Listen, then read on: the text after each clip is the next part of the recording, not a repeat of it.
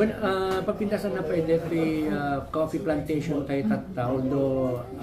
with the effort of our governor, former governor ni Sir Matthew, now our vice governor, at the digiti consultant na invite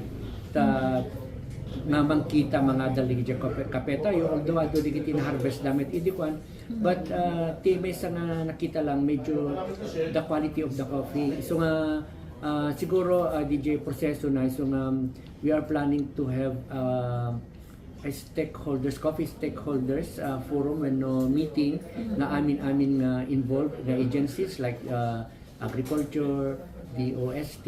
DTI, digitay partners, siyempre digitay LGU na concern, digitay mulmula iti kape, tapno makita na usto. But the Department of Agriculture, dakil DJ na itulong dan, kadigitay panang study da, DJ no anak pa iti pumayampay dito coffee plantation, but hopefully kasi di DOST they will be giving a roaster na bago na roast kasi dakil na DJ roasting machine da, so they will be providing a smaller one na siguro may tuti pa naka roast DJ kape, but and hopefully na mapa-improve pa DJ quality DJ kape na ma-roast.